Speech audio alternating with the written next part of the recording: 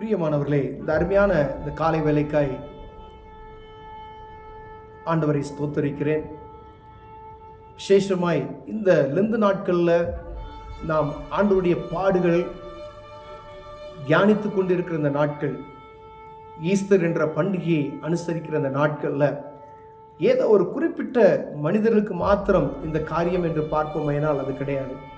இந்த பூமியில் இருக்கக்கூடிய அனைத்து மனிதர்களுக்காகவும், இந்த பூமியில மனுஷனாக உருவாக்கப்பட்ட ஒவ்வொரு மனிதனுக்காகவும் ஆண்டவராக இயேசு கிறிஸ்து இந்த பூமிக்கு வந்து மனிதனுடைய பாவத்தை மன்னிப்பதற்காகவே இயேசு கிறிஸ்து பூமிக்கு வந்து பாடுபட்டார். ரத்தம் சிந்தி நம்மை மீட்டு கொள்ளும்படியாய் உலகத்தில் இருக்கிற ஒவ்வொரு தனிப்பட்ட மனிதனுக்காகவும் தன்னை விலைக்கிரயமாய் கொடுத்திருக்கிறார் கடவுள்.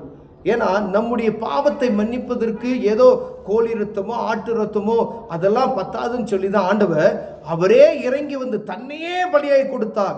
என் மகன் ஏற்றுக்கொள்வாளா என்று சொல்லி இந்த பூமிக்கு வந்தார். பிரியமானவர்களே, இந்த ஈஸ்டர் பண்டிகை அவருடைய உயிர்த்தெழுதல் நாளை கொண்டாடி கொண்டு இருக்கிறோம். இந்த நாட்கள்ல அவர் பாடுகளை தியானித்து கொண்டு இருக்கிறோம். ஏதோ கிறிஸ்தவ மக்களுக்கு மாத்திரம் இவருக்கு சொந்தக்காரரா? அப்படிலாம் கிடையாது.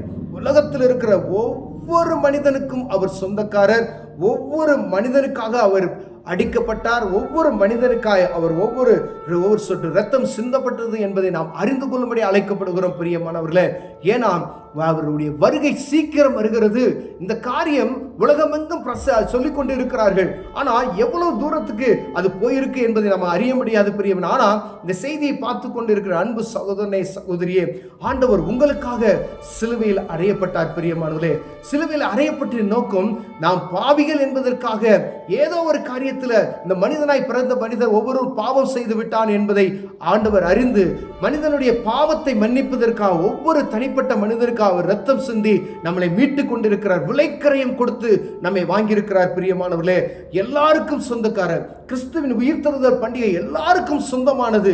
அவர் மீண்டுமாய் உயிரோடு போகும் பொழுது என்ன சொன்னார்? நான் எப்படி போனேனோ அதே போல நான் திரும்பி வருவேன் அப்படின்னு சொல்லிட்டு போனார். பிரியமானவர்களே, நான் வரும்பொழுது எப்படி வருவேன் அப்படின்னா நியாயாதிபதியாய் வருவேன் அப்படின்னு சொல்லிட்டு போயிருக்காரு. அந்த நியாயாதிபதியாய் வரும்பொழுது ஒருவேளை இன்னைக்கு நாம் அனுசரித்து கொண்டு இருக்கிறோமே, ஏதோ ஞாபகத்திற்காய் நாம் அனுசரித்து கொண்டு இருக்கிறோம். சிலுவை பாடுகள், இயேசு 40 நாள் உபவாசம் அப்படின்லாம் நம்ம அதை அனுசரித்து கொண்டு இருக்கிறோம். உயிர்த்தெழுதலை நம்ம அனுசரித்து கொண்டு இருக்கிறோம். ஆனா மீண்டும் வரப்போகிற ஒரு நாள் அதி சீக்கிரத்தில் இருக்கிறதை ஒவ்வொரு மனுஷனும் இந்த பூமியில இருக்கக்கூடிய ஒவ்வொருவரும் அறிந்து கொள்ளும்படியா ஆண்டவர் விரும்புகிறார். அதனாலதான் நீங்கள் புறப்பட்டு போய் சகல ஜனங்களுக்கும் இந்த இந்திய தேசம் முழுவதும் உலகம் எங்கும் புறப்பட்டு போங்க அப்படின்னு சொல்லி சீசர்களுக்கு சொன்னார். அது விசேஷமாய் நம்ம தமிழ்நாட்டில் இயேசு கிறிஸ்துவோடு கூட நடந்த ஒரு சீடன் இந்த இடத்துல ரத்தம் சிந்தப்பட்டு இருக்கிறதை நாம் அறிந்திருக்கிறோம். பிரியமில்லை, அதே போல கேரளாவில் அவர் கேரளாவில் அவர் ஒரு ஆலயத்தை கட்டினார் என்று அறிந்திருக்கிறோம். நம்ம கேரளாவில் இருக்கிறவங்களும் நம்ம தமிழகத்தில் ரொம்ப விசேஷித்தவர்கள்.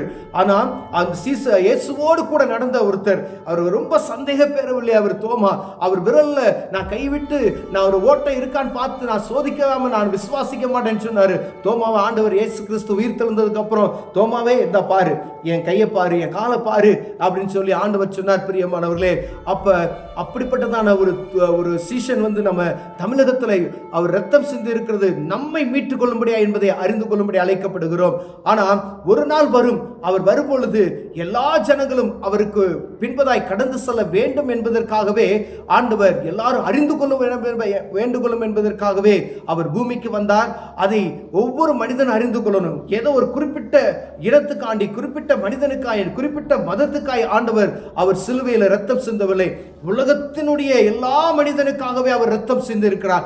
இதை அறிந்து கொண்ட ஒவ்வொரு மனிதனும் இயேசு எனக்காக ரத்தம் சிந்திருக்காராயா அப்படி நீங்க தெரிந்து கொண்டா போதும், நம்முடைய பாவத்தை மன்னித்து அவருடைய பிள்ளையாய் நம்ம ஏற்றுக்கொள்ள அவர் வல்லமையில் இருக்கிறார். பிரியமானவர்களே, யுத்தங்களின் செய்திகளையும் கேட்பீங்கன்னு சொன்னார். ஆனால் 4 வருடமாய் யுத்தம் நடந்து கொண்டு இருக்கிறது. அடுத்தடுத்து யுத்தங்கள் வந்து கொண்டு இருக்கிறது.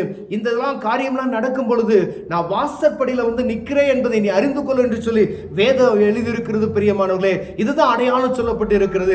இதெல்லாம் சம்பவிக்கும் பொழுது நான் வாசற்படியில் வந்து நிற்கிறேன் என்பதை நீ புரிந்து கொள்ள வேண்டும் என்கிற ஆண்டவராக இயேசு கிறிஸ்து சொன்னார். அந்த அடையாளத்தை மாத்திரம் தான் நமக்கு, ஆனா எந்த நேரம் நமக்கு சொல்லப்படல.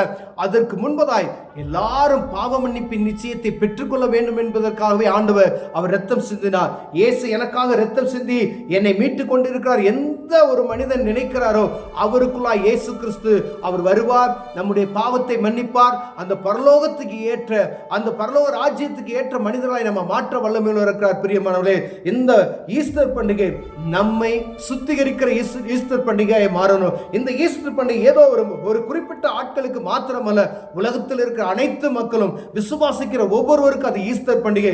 இயேசு கிறிஸ்து இந்த பூமியில வந்து மனுக்குலகத்தை எனக்காக அவர் அடிக்கப்பட்டார் என்கிற ஒரு உணர்வு நமக்குள் வரும் பொழுது, எனக்காக மீண்டுமாய் உயிரோடு பரமசேனைக்கு சென்றிருக்கிறார், மீண்டுமாய் அவர் வருவார், வரும்போது என்னை அழைத்து கொண்டு போவார் என்கிற ஒரு நம்பிக்கை நமக்குள் இருக்குமாயினால் ஆண்டவர் நம்மை ஆசீர்வதித்து உயர்த்த வல்லமையுள்ளவராக இருக்கிறார். கண்களை மூடுவோம், ஜெபிப்போம். அன்பின் தகப்பனே, இயேசு ஏதோ ஒரு குறிப்பிட்ட மனிதர்களுக்காய் மாத்திரமல்ல, உலகத்தில் இருக்கிற அனைத்து மக்களுக்கும் அவர் தகப்பன் என்பதை அறிந்து கொள்ள உதவி செய்யுங்க. இயேசுவின் நாமத்தில் பிதாவே, ஆமென்.